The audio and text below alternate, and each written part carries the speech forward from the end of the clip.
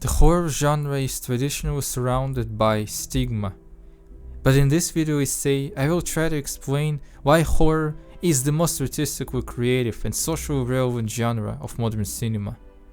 I will try to show how horror uses its tools to explore social and psychological problems, and how it became home for creativity-driven cinematography. I am Dr. Onway, and let's dive deeper into the world of modern horror films.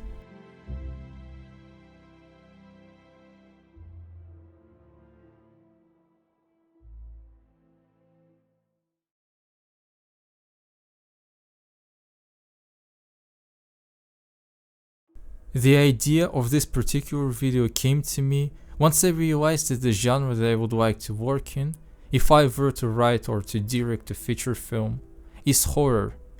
I already made a couple of short films. Both projects could be described as bordering horror and surrealism. Now a little footnote before we proceed further. Horror films that I will be talking about are made in the 2010s and 2020s and mostly from the United States, with some rare exceptions. Research conducted upon horror traditions of other countries might be an interesting topic for another time.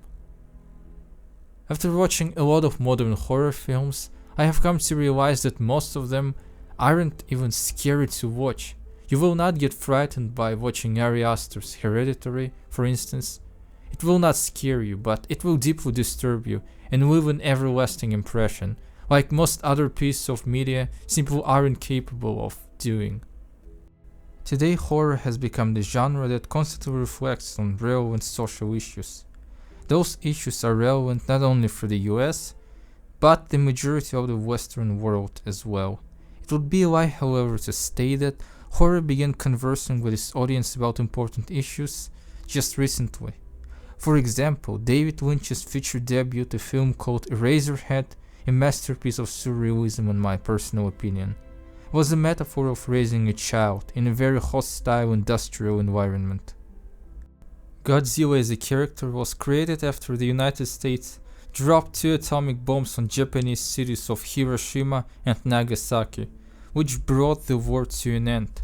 But at the same time, 2 atomic explosions killed hundreds of thousands of people, completely ruined 2 cities. And moreover, exposure to radiation made even more people sick with cancer. Godzilla woke up as a result of the bombings. It's no surprise that Godzilla's signature feature is its devastating atomic breath. Originally, Godzilla represented the fear of the atomic and later hydrogen bomb. American cinema also reflected upon the fear of nuclear war. A 1977 film, Hills Have Eyes, is a dark and unbelievably sad story of a town of cannibals who mutated after being exposed to nuclear waste as a result of the US government conducting nuclear tests. As we can see now, horror films were always reflecting the fears or concerns of their time period. Modern horror is mainly of 2 kinds, social and psychological. When it comes to the first category, then the most prominent director working would have to be Jordan Peele. He started his career as a comedian. Being black, he would often touch upon issues of racism in the US in his comedy sketches. Being critical of social issues is what often makes comedy so brilliant. This migrated to Peele's horror as well. The first movie that he directed was Get Out, released in 2017. The movie was being filmed during Barack Obama's presidency. When Obama became the first US president of color in history, many people were celebrating the long-awaited end of institutionalized systemic racism. Systemic racism was and still is a big issue in the country. Black people who were born in the States and Native Americans are inherently disadvantaged due to a long history of judicial injustice. Because of segregation and discrimination, Black Americans on average are poorer than white Americans. And as a result of that, Black Americans have less access to good quality education and healthcare, and also have less career opportunities. More black people are involved in the drug business because of poverty. Jordan Peele's film is a great metaphor for American society during Obama's terms. On the surface, it looks like progressive values have finally won. How can a society that elected a president of color have institutionalized racism? However, digging deeper reveals some unpleasant truth and shows that systemic racism is still thriving despite general liberalization of the society. In the movie, a black man Chris dates a white woman named Rose. She brings him to meet her all-white family in a house outside the city. At first, they are very welcoming and cheerful. Rose's father claims that he would vote for Obama again if the third term was allowed. But after some time, Chris finds out that this wealthy family transplants the brains of old family members into younger and more physically fit bodies in order to live forever. And at the moment they use black people for that purpose. Another example is a more studio-driven film, It Part 1, an adaptation of Stephen King's gargantuan novel. While white kids' biggest nightmares vary from scary paintings to menstruation and to abusive parents, a black boy's nightmare that Pennywise conjures is black folks locked inside a burning butcher house where they die in horrible agony. Jordan Peele touches racial issues in his second film, Us too, but Get Out remains his best work to this day after 3 full-length films. Nope is less about racism and more about the nature of consumerism and entertainment. Everything that applies to people of color can be applicable to women too.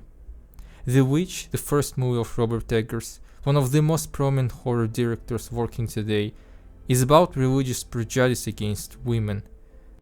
The story takes place in the 17th century New England in a family of excommunicated Puritans. The family is haunted by some supernatural forces. Both parents believe that their elder daughter Thomasine sold her soul to the devil and became the witch, which was not true at all. However, hatred from her parents led Thomasine to actually making a pact with the devil, who promised her a delicious life and a chance to see the world. Devil treats Thomasine better than her own parents, who claimed she was a witch just because she was a girl. The ending of the film, where Thomasine joins other women who undress, gather around the bonfire, and then levitate, can be seen as liberation from the chains of patriarchy and social prejudice.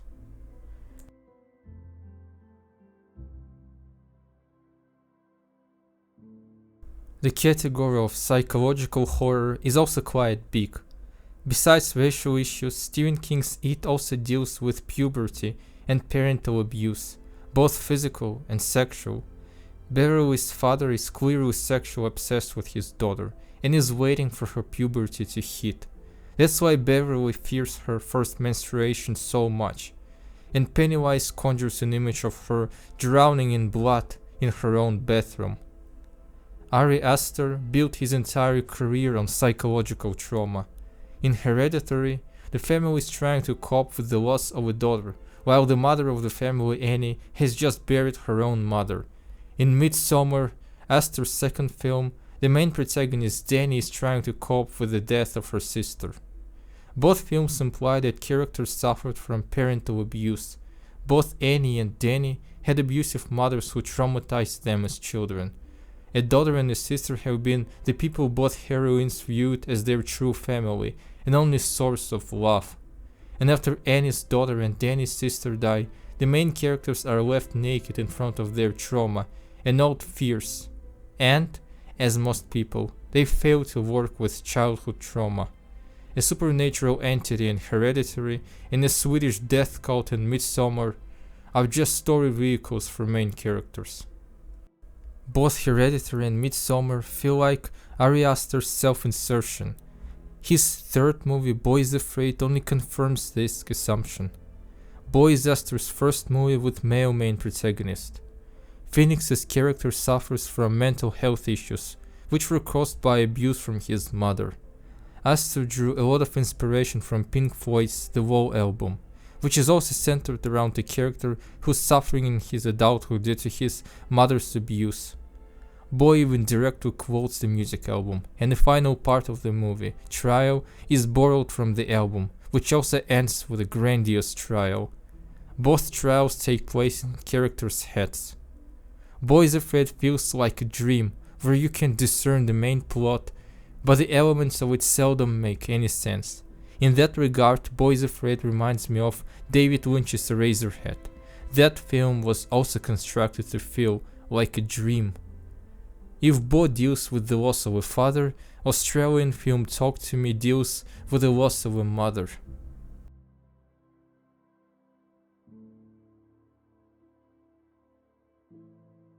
Speaking of cinematography, the horror genre allows itself the most creative freedom out of all genres, mainly because it doesn't have a big budget compared to big Hollywood production, and therefore not only allows but encourages experiments. Let's start with Robert Eggers. Watching The Witch and The Lighthouse is better with subtitles because characters speak the authentic language of their time period and place. The Witch takes place in 17th century New England. The language of first Puritans was carefully reconstructed by the documents of that era. We are so used to characters speaking modern language that the way characters speak in Eggers' movies feel extremely fresh and helps immensely with immersion. The Lighthouse must be the most artistically creative American film released in recent years. It was shot in 1:19:1 ratio, with retro filters to emulate an old 1940s black and white film. And it works perfectly. Without all the effects, the movie wouldn't have felt the way it does. It could have been just a story of two drunken men on an island who lose their minds from isolation and alcoholism. But this immersive retro emulation makes the film feel like a mystical Lovecraftian tale of two mere men standing between our reality and something otherworldly and unfathomable. The movie allows itself to remain ambiguous. We aren't told what's going on. Are there mermaids or not? Or everything we see is just an alcoholic nightmare? The ambiguity leaves space for conversation and pondering over the plot. Horrors are especially known for intentional ambiguity. One of the most interesting horror movies of the 2010s is It Follows, an indie project shot for $1 million, a meager amount of money by American standards. Because of that, the film had to be creative. The main character Jay is chased by a creepy entity. The thing is slow but smart. If it gets to Jay, she's dead. A very simple yet very effective premise. Almost no blatant CGI, blend of different time periods and styles of furniture, old sci-fi movies on the TV in almost every scene where there is TV. One of the main characters reading Dostoevsky's Idiot on her e-book. According to the director David Robert Mitchell, his idea was to make this film feel dreamy. It's slow, it works effectively with a synthwave soundtrack, which makes it feel almost like a John Carpenter movie from the 1980s. Hereditary absolutely wouldn't be the same without its signature theme, written by Canadian indie musician Colin Stetson. The main theme has a combination of notes usually used to create a feeling of jubilation, but here the same note combination is used to create the feeling of utter and complete dread. As was mentioned before, Boys Afraid is constructed like a dream. The movie is a 3-hour surreal journey through the main character's fevered mind. In this movie we don't know what happens to Bo after the trial, we don't know what happened to his father. In It Follows, we don't understand the nature of the monster, we're just as confused as the main character.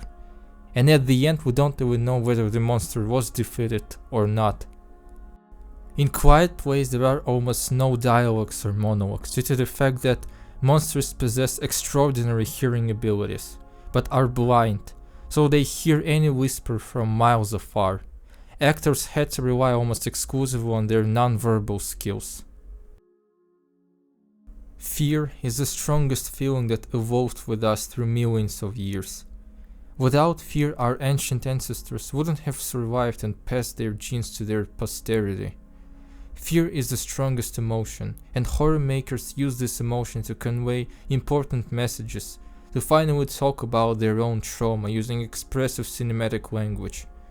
The horror stories thrive in a cinematic format, turning The Lighthouse or Hereditary into a book would take away sound design, music, and filters, which will leave us with only skeletons of stories.